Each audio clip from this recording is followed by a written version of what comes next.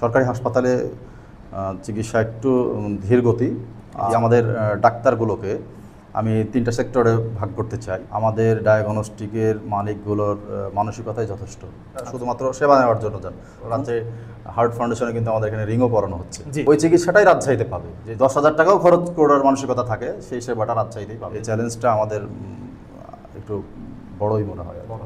বাণিজ্য মানসিকতা তো থাকবেই, যথেষ্ট পরিমাণে ডাক্তার রাজশাহীতে আছে। আসসালামু আলাইকুম প্রিয় দর্শক, শিক্ষানগরী রাজশাহীর আরেকটি গুণ স্বাস্থ্যসেবা। এখানে লক্ষ্মীপুর কেন্দ্রিক একটি চমৎকার স্বাস্থ্যসেবা রয়েছে। তো এই স্বাস্থ্যসেবার বর্তমান হালচাল অবস্থা নিয়ে কথা বলতে আমাদের স্টুডিওতে উপস্থিত আছেন মোহাম্মদ জাকির রশিদ সঞ্জু, যিনি কম বেশি প্রায় 20 বছর ধরে এই সেক্টরে ডিরেক্টলি এবং ইনডিরেক্টলি জড়িত। তো চলুন শুরু করা যাক তাকে নিয়ে। আসসালামু আলাইকুম, কেমন আছেন জাকির রশিদ সঞ্জু? আসসালামু আলাইকুম। ওয়ালাইকুম আসসালাম রহমতুল্লাহ। আলহামদুলিল্লাহ, আপনি কেমন আছেন? আলহামদুলিল্লাহ। তো আপনি ডিরেক্টলি এবং ইনডিরেক্টলি প্রায় 20 বছরের অধিক এই রাজশাহীর হেলথ সেক্টর নিয়ে জড়িত। আপনি অনেকগুলো ক্লিনিক বা ডায়াগনস্টিক হসপিটাল সবগুলো নিয়ে কাজ করে যাচ্ছেন।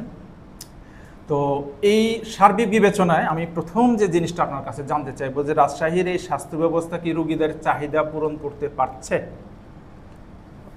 রাজশাহীর স্বাস্থ্য ব্যবস্থা রোগীদের অবশ্যই পারছে, এবং আপনি শুনে খুশি হবেন যে শুধুমাত্র রাজশাহীর চাহিদাই পূরণ করছে না, রাজশাহী মহানগরের বাইরেও অনেক জেলার চাহিদাও পূরণ করছে আমাদের রাজশাহী। যেমন কোন কোন জেলা? একটু ধরেন যে আমাদের কুষ্টিয়া থেকে সবচেয়ে বেশি রোগী আসে, মানে রাজশাহীর বাইরে।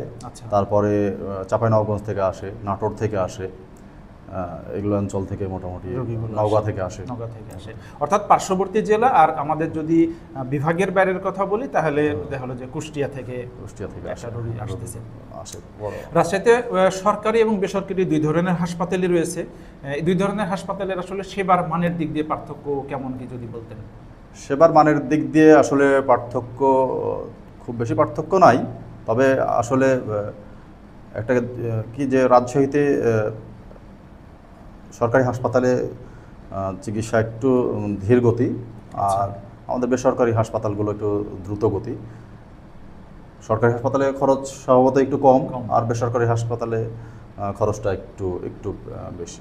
মানের দিক দিয়ে নিঃসন্দেহে বেসরকারিগুলো একটু ভালো হয়, স্বাভাবিক। এটা আছি বলে না, আসলে এখানে খরচ বেশি, আপনি খরচ দিয়ে আসলে সেবা পাওয়া যায় আর কি। কথা ঠিক, এটাই সত্যি। রাজশাহীতে স্বাস্থ্যসেবার সবথেকে বড় চ্যালেঞ্জ কি? রাজশাহীতে স্বাস্থ্যসেবায় সবচেয়ে বড় চ্যালেঞ্জ সেটা হচ্ছে যে আমাদের রাজশাহীতে ডায়াগনস্টিক ক্লিনিকের মালিক, আমাদের ডাক্তার এবং টেকনোলজিস্ট এবং সেবামূলক যারা আছে, নার্স যারা আছে, তাদের মধ্যে একটা সমন্বয়হীনতার অভাব আছে। এই সমন্বয় একত্রিত করে যদি আমাদের চিকিৎসা সেবাটা একটু সহজ করা যায়, আমাদের সবচাইতে রোগীদের জন্য ভালো হয়, রোগীদের উপকার হবে। এই চ্যালেঞ্জটা আমাদের একটু বড়ই মনে হয়। রাজশাহীতে তো বিশেষজ্ঞ ডাক্তার আছে, তো রাজশাহীতে রোগীর সংখ্যা এবং বিশেষজ্ঞ ডাক্তারদের অনুপাত হারে কি ডাক্তারদের সংখ্যা পর্যাপ্ত অথবা কম বা বেশি, কেমন কি মনে হয় আপনার কাছে? আমার জানা মতে রাজশাহীতে যে সকল ডাক্তার আছে, বিশেষজ্ঞ ডাক্তার, সেই অনুযায়ী রাজশাহীতে যে পরিমাণ জনসংখ্যা আছে, সেই পরিমাণ যথেষ্ট পরিমাণে ডাক্তার রাজশাহীতে আছে। শুধু রাজশাহীর চাহিদা পূরণ করে আমার মনে হয় যে পার্শ্ববর্তী অঞ্চলেও সেবা দিতে পারবে। রোগীর সংখ্যা যদি আরো বাড়ে, ডাক্তার নিয়ে অন্তত সমস্যা হওয়ার কথা না। এক্সেলেন্ট। আচ্ছা, রাজশাহীতে আপনার দৃষ্টিতে, আপনি যেহেতু এই সেক্টরে আছেন, আপনার দৃষ্টিতে কোন সেবাটা বা কোন জায়গাটাতে দুর্বলতা আছে হেলথ সেক্টরে, মানে কোনো ধরনের হসপিটাল বা কোনো ধরনের সার্ভিস ইত্যাদির ক্ষেত্রে আপনি কি মনে করেন? দুর্বলতা কোন জায়গাটাই আসলে এই জায়গাটা ফাইন্ড আউট করা খুবই মুশকিল। তবে আমার মনে হয় যে রোগীদের সচেতনতাই সবচাইতে বড় দুর্বলতা আমি মনে করি।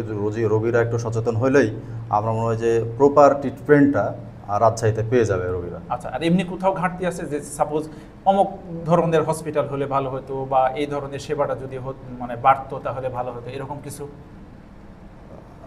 আসলে সেবা যদি বলেন তাহলে যে বিশেষজ্ঞ কিছু হাসপাতাল এখানে দরকার। যেমন বিশেষজ্ঞ হাসপাতাল বলতে একটা আপনি জানেন যে হার্ট ফাউন্ডেশন গড়ে উঠেছে, কিছুদিন আগে হার্ট ফাউন্ডেশন গড়ে উঠেছে। আমাদের এখানে যদি একটা সেভাবে একটা ক্যান্সার হাসপাতাল গড়ে ওঠে, সেটা আমাদের এই অত্র অঞ্চলের জন্য খুব ভালো হয়। মানসিক হাসপাতাল একটা চাহিদা আছে রাজশাহীতে, একটা মানসিক হাসপাতাল যদি সেই মাপের তৈরি করা যায় আমাদের জন্য খুব ভালো হয়।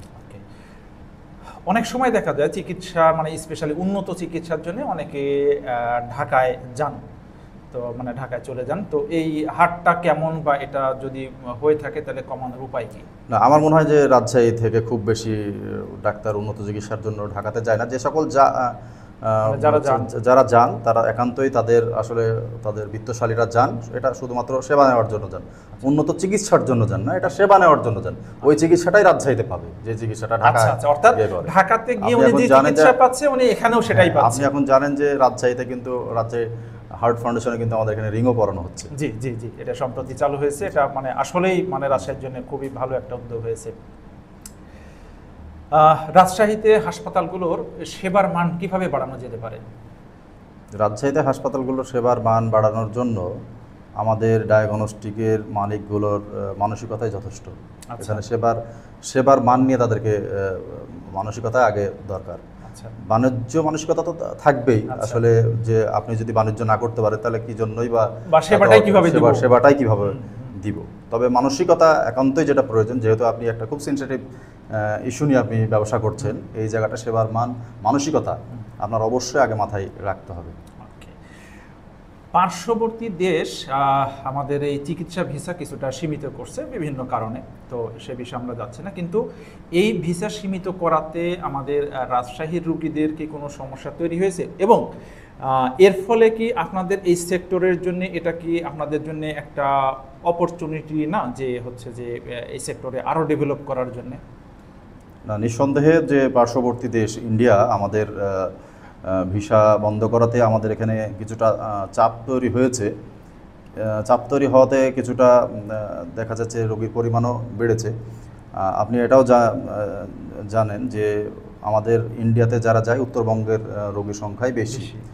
সেক্ষেত্রে আসলে ইন্ডিয়াতে যারা যায়, আপনি জানেন যে ইন্ডিয়াতে যায় শুধুমাত্র চিকিৎসা নেওয়ার জন্য, আমার মনে হয় যায় না। একটা রোগী 2 লক্ষ টাকা নিয়ে যায়, দিয়ে 20,000 টাকার তারা চিকিৎসা করায়। আচ্ছা, বাকি 1,80,000 টাকায় তারা মার্কেট করে। এই জন্য তাদের একটা ইন্ডিয়ার মার্কেট পলিসি ছিল যে আমাদের দেশের রোগীগুলোকে কীভাবে তারা টানবে। তাদের এই মার্কেট পলিসি হিসাবে তারা রোগীদের সাথে একটু অতিরিক্ত ভালো ব্যবহার করে। যেই অতিরিক্ত ভালো ব্যবহারটা রাজশাহীতে এই 500 টাকা বা 800 টাকা খরচ করে আমার দেওয়া সম্ভব, তবে সেই মেন্টালিটি আসলে আপনি যে জানেন, খরচটা যদি আমাদের রাজশাহী যারা ওখানে 2 লক্ষ টাকা খরচ করে আসছে, এখানে যদি 10,000 টাকাও খরচ করার মানসিকতা থাকে, সেই সেবাটা রাজশাহীতেই পাবে। অর্থাৎ আমরা যদি সেই দেশের কথা বলি যে তারা সেখানে রোগীরা ট্রিটমেন্টের জন্য যে টাকাটা খরচ করতেছে তার অর্ধেক অংশ যদি রাজশাহীতে খরচ করে, অর্ধেক অংশেরও কম যদি রাজশাহীতে খরচ করে, তাহলে সেখানকার তুলনায় সেবা অনেক পাবে। এবং আমি জানা মতে যে আমাদের পার্শ্ববর্তী অঞ্চল কলকাতার চাইতে আমাদের রাজশাহীর চিকিৎসা ব্যবস্থা অনেক ভালো। মাশাআল্লাহ।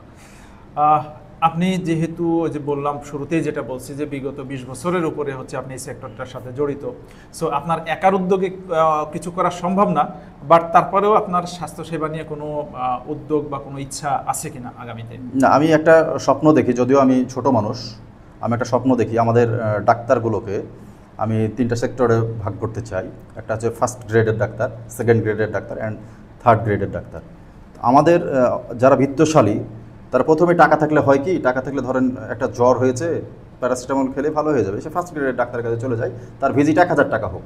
তো আমি যেটা চাই সেটা হচ্ছে যে এই 3টা সেক্টরে ভাগ করে প্রথমেই ফার্স্ট গ্রেডের ডাক্তারের কাছে যাবে না, সে প্রথমে থার্ড গ্রেডের ডাক্তারের কাছে আসবে। তার খরচ 300 টাকা বা 400 টাকা হোক। থার্ড গ্রেডের ডাক্তার যদি রেফার করে তাহলে সেকেন্ড গ্রেডের ডাক্তারের কাছে যাবে। সেকেন্ড গ্রেডের ডাক্তার যদি রেফার করে তাহলে ফার্স্ট গ্রেডের ডাক্তারের কাছে আসবে। তাহলে হবে কি, রোগী অল্প খরচে চিকিৎসাও পাবে এবং ডাক্তারদের যেই একটা যে সবচাইতে ভালো ডাক্তার যে তার কাছে যে গ্যাদারটা হয় সেই গ্যাদারটা কমে যাবে। এবং সেই আমাদের ফার্স্ট গ্রেডের ডাক্তার যারা প্রফেশনাল লেভেলের ডাক্তার, তাদের ভিজিট স্বাভাবিকভাবে একটু বেশি হওয়া দরকার, এবং ওই গ্রেডে তারা ফার্স্ট গ্রেডের এবং সেকেন্ড গ্রেডের ডাক্তার না, থার্ড গ্রেডের এবং সেকেন্ড গ্রেডের ডাক্তার ফার্স্ট গ্রেডের ডাক্তারকে রেফার করবে। এক্ষেত্রে তাহলে বড় ডাক্তারদের চাপটা কমে আসবে এবং আমার মনে হয় যে রোগীদের যে ডাক্তারদের খরচ, এই খরচটাও অনেক কমানো সম্ভব। অর্থাৎ আমি যদি এইভাবে বলি আপনার কথাতে, যে এইভাবে গ্রেডিং সিস্টেম করলে অপ্রয়োজনীয়ভাবে ভালো ডাক্তারের কাছে রোগীর চাপও কমবে, আবার হচ্ছে চিকিৎসা খরচটাও অপ্রয়োজনীয়ভাবে কমে আসবে। আচ্ছা, এক্সেলেন্ট আপনার আইডিয়া। এখন বাকিটা এই সেক্টরে যারা আছেন সিদ্ধান্ত হয়তো তারা নেবেন। রাজশাহীতে আগামী 10 বছরে আপনি এই খাতটাকে কোন লেভেলে কোথায় দেখতে চান? আপনার স্বপ্ন কি? রাজশাহীতে এই খাতটা নিঃসন্দেহে আমার স্বপ্ন যে যারা সাধারণ রোগী আছে তারা খুব সহজেই এই চিকিৎসাটা পেয়ে যাক। আপনি জানেন যে চিকিৎসা একটি মৌলিক চাহিদা আমাদের বাংলাদেশে। এটা আপনি শুনে কষ্ট পাবেন যে আমাদের এই অত্র অঞ্চলে যে রোগীগুলো আসে সাধারণ রোগীগুলো, তারা সাধারণ চিকিৎসা করতে 10-12 হাজার টাকা খরচ করতে তারা তাদের জমানো গরু, জমানো ছাগল বিক্রয় করে দিয়ে আসে আমাদের এখানে তারা চিকিৎসা নিতে আসে। তো তারা খুব সহজেই কিন্তু চিকিৎসা অত সহজেই পায় না। এই খরচটা যদি আমাদের সরকার যদি আমাদেরকে গ্রেস দিয়ে বা আমাদেরকে ভর্তুকি দিয়ে আমাদের বেসরকারি সেক্টরকে একটু উন্নত করা যায়, তাহলে আমাদের সেবাটা আরও উন্নত করা যায়। এক্সেলেন্ট। আশা করি মানে সরকার মহোদয় বিষয়গুলো মানে সদয় দৃষ্টিতে দেখবে। প্রিয় দর্শক, আমরা যার সাথে কথা বলতেছি জাকির রশিদ সঞ্জু, যিনি রাজশাহী হেলথ সেক্টরে বিগত 20 বছরের উপরে কাজ করে যাচ্ছেন। উনি একাধিক হাসপাতাল এবং ডায়াগনস্টিকের সাথে জড়িত, বিশেষ করে উনি সেবা ক্লিনিক নামে একটা প্রতিষ্ঠানের সাথে জড়িত এবং ইউনিক ডায়াগনস্টিকের সাথে জড়িত। ইউনিক ডায়াগনস্টিকের লিঙ্ক বা যোগাযোগের ঠিকানা আমাদের ফার্স্ট কমেন্ট বক্সে দিয়ে দেওয়া থাকলো। আপনাদের যাদের উন্নত এবং হচ্ছে যে সঠিক রোগ ডায়াগনোস করার প্রয়োজন পড়বে, তারা চাইলে ইউনিক ডায়াগনস্টিকে যোগাযোগ করতে পারেন। তো প্রিয় দর্শক, আজকে এ পর্যন্ত। ভিডিওটি যদি ভালো লেগে থাকে তাহলে লাইক এবং কমেন্ট করবেন, আর যদি কারো প্রয়োজন লাগে বলে মনে করেন তাহলে শেয়ার করে দিবেন। ভালো থাকুন, আপনাদের সুস্বাস্থ্য কামনায়। আসসালামু আলাইকুম।